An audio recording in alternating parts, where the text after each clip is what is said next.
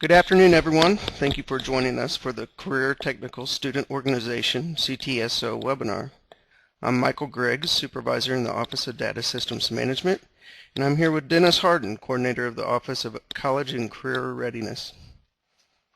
Our agenda for this webinar includes sharing the purpose for CTSOs, providing the contacts for CTSOs, discussing the collection purpose for CTSOs, reviewing what is involved for the June cycle CTSO collection, and allowing an opportunity to ask questions about CTSOs. With that, I will turn the presentation over to Dennis. This is Dennis Harden, and I'm the Coordinator of Career Education in the Office of College and Career Readiness. And just wanted to talk briefly with you about the purpose of Career and Technical Student Organizations and talk a little bit about the purpose of this particular data collection item. Career and Technical Student Organizations are considered to be an intracurricular element of all department-approved career and technical education programs. Districts are required to have an appropriate CTSO as part of their approved CTE programs. CTSOs provide students with leadership skills, career competency, community service, and school service. All of these combined with a student's academic preparation can produce a well-rounded individual that is well prepared for continuing education or a career choice. It's important to note that over 76,000 students participated in at least one CTSO during the 2013-14 school year. On this particular slide, there's a link on our website where you can find out more information about career and technical student organizations. You can also go to each of the individual program areas on our website and find more information about CTSOs on their individual website pages.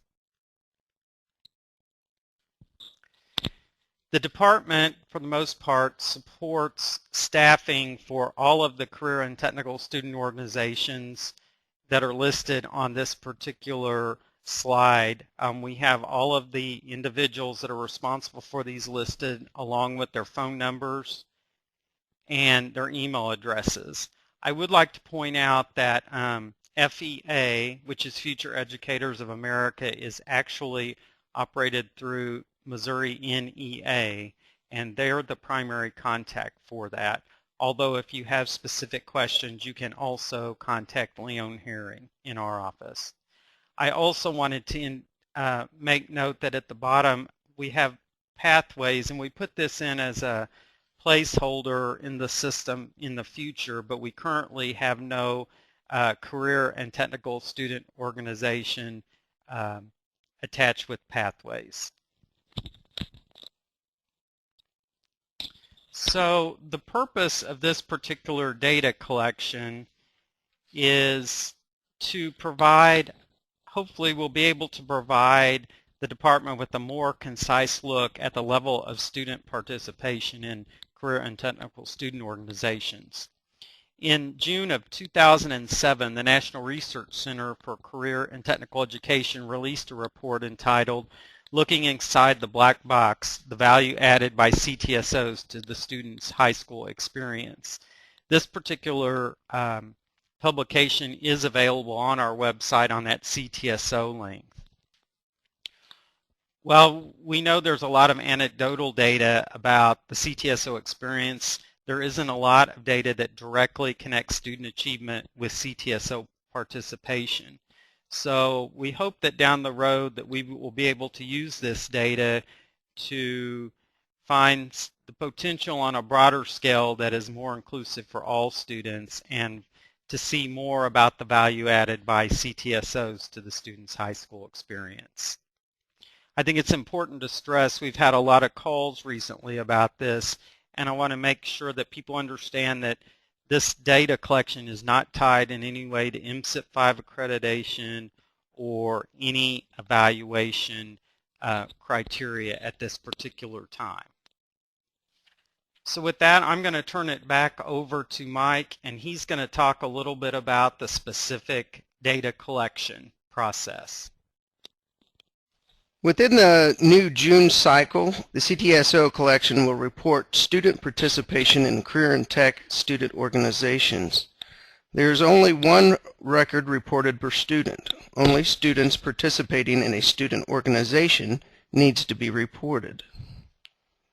The new layout, rules, and template is available at the link provided. The fields that you use to report the data are provided as well. Most fields within the data report are already used in other MOSIS data submissions. There are new fields that are required in this reporting. They are the CTSO fields: DECA, FBLA, FCCLA, HOSA, Skills USA, TSA, FFA, FEA, and Pathways. Again, Dennis noted that Pathways is not a CTSO and may be used for future data reporting. There have been a couple questions regarding the sending district code and sending school code. These fields are also used in a MOSIS October student assignment file, and these fields are mostly used for career ed centers reporting students from sending schools. So if you have career centers, for the most part, the school that holds the organization's local chapter will be the one that reports the students. So the career center might be reporting students from another school district. It all depends on if they are part of the CTSO chapter within the career center. Also new to MOSIS reporting is the level of participation. These level codes may be found at the link provided. The different levels of participation and definitions are: 0 participation level is no participation. 1 is dues paying member, no participation. 2, low level, less than 25% participation in CTSO activities. 3, medium level, 25 to 75% participation in CTSO activities. And 4, the high level, greater than 75% participation in CTSO activities. The level of participation and the activities that the school district provides is decided at the local level. So depending on how many activities and the activities that you're deciding what the level is how you will report the level of participation. There have been several questions regarding why is there 0 and why is there 1.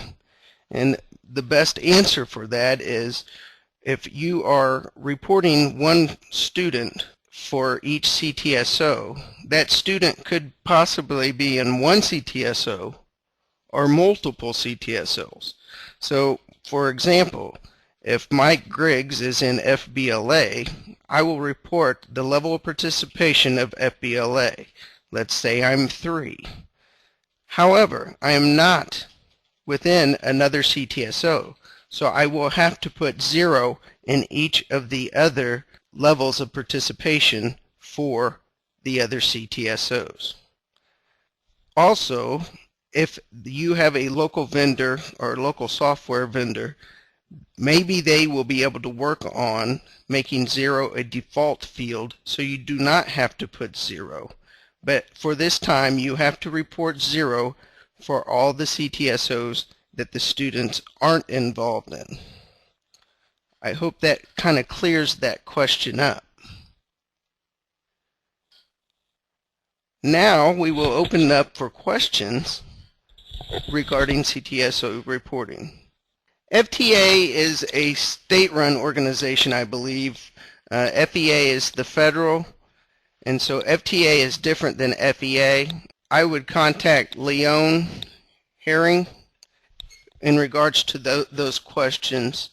Can a student be reported in multiple organizations? Yes, they can. If they have FBLA at their local school district, the local school district will report them in FBLA. If that student goes to a career center and is in a Skills USA or any other of the student organizations at the career center, then the career center will be reporting that student as well. So yes, a student can be reported by multiple organizations.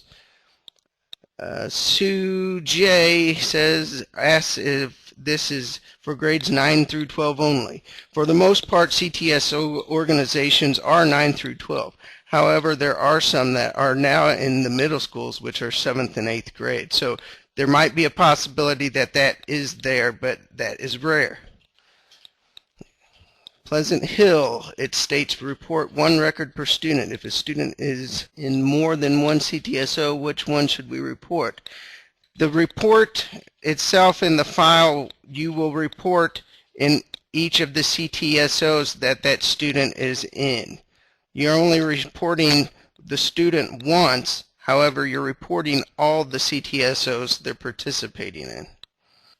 What are the guidelines for participation? They are at district discretion, Paula Cox says, and yes, it's at the district's discretion. I don't know if, Dennis, you want to add anything to that? I put the slide back up with regard to the participation levels, and again, we're letting the local districts decide specifically how they determine the participation level. A low level might be that they're only participating in very minimal projects at the local level. A medium level might be something where they're doing things at the local level as well as maybe district and state levels. High levels would be things as participating as perhaps like a national officer, a state officer, those sorts of things. Again, it's left up to the local districts to decide that, but and hopefully these guidelines will be helpful. Matt Boyer says, do students not involved in any CTSO get zeros across the board? If they're not involved in any CTSO, then you're not going to report any student. They have to be at least participating in one. Robin Eggering, what if a student is involved in more than one organization? I have several. If Mike Griggs is in FBLA and Skills USA and FEA, if I'm involved in all of them, then I'm going to have a level of participation reported for each of the CTSOs that I'm involved in. Scott Keith, have these file layouts been shared with all vendors for reporting purposes? I believe there are vendor calls and they have been shared with vendors, and hopefully each vendor is doing something to try to help you with your reporting. And Matt Boyer again, or are we only recording those involved in at least one CTSO? We are only reporting students in one CTSO. M. Russell, you stated the tech schools might be reporting this. If they don't, are we responsible to report this data for students attending the tech school? M. Russell, I hope that the tech center does report the organization that your student is attending at their career center.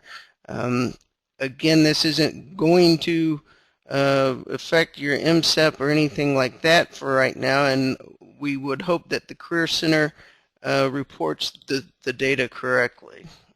Pipe and Crawford, would you repeat, please, what you said about reporting a student active in more than one CTSO? Again, you have a field for each CTSO. If I'm in multiple CTSOs, I will report the level of participation for each CTSO that I am involved in. Jenny Skaggs, Fort Osage, a student participates in their home school as well as the CTC school. Will student be reported by both districts? And the answer is yes. Teresa Plumley from Clinton, is this required for June 2015 reporting? That is yes. Jill Anderson, Power School customers CTS report will be released on March 27. Parkway School District, if a student is not involved in any organization, do they need to record in this file? No, you're only reporting students in a CTSO organization. Again, the tech school is reporting the organization if it's their local chapter. We had a question from Logan Rogersville, and the question was, if this doesn't affect our district, why is it being recorded? And what is the purpose of this file? Again, we're trying to begin to look at the potential impact student organization participation has on things like student achievement and such. However, if you have no student organizations in your district, you're not required to report anything, so it would not impact you if you do not have any of the career and technical student organizations that you're asked to report on. Oric asks the question, what if an area school reports a student in Skills USA and we as a home district report them in FFA? Do we put a 0 in Skills USA? The answer is yes. The Skills USA is at the tech school, so the tech school is reporting your student in Skills USA. You don't have Skills USA at your district, or even if they're not involved in the CTSO at your district, you do not report the student within that CTSO. Katrina asks, what if the student had multiple enrollments in multiple schools? Should only one record still be reported? If so, how? If the student is, and I'll just give an example here locally, if the student is from Blair Oaks and goes to Nichols Career Center in Jefferson City, there are going to be multiple records for one student. There are going to be reporting by two different schools for the same student based on the CTSO that they are attending or participating in at that school. Scott Keith asks, what MOSIS file will this information be reported in June? And the answer is yes. Laura Pringer asks if they upload after the Career Center, will it override what the tech school put in if we put a 0 in the MOSIS file? Probably have to get back to you on that, but I would probably say no, because two people are submitting for the same student but in two different organizations. The point when it was announced that the file was required was around January or February. It was an administrative memo. I don't have the memo number offhand, but it is on the website. Thank you everyone for your time. We tried to get all the questions answered that we could. If we have missed it, and actually we will record all the questions and give answers back, so there will be a Q&A. So other than that, that's all we have to present at this time. We thank you for your time as well.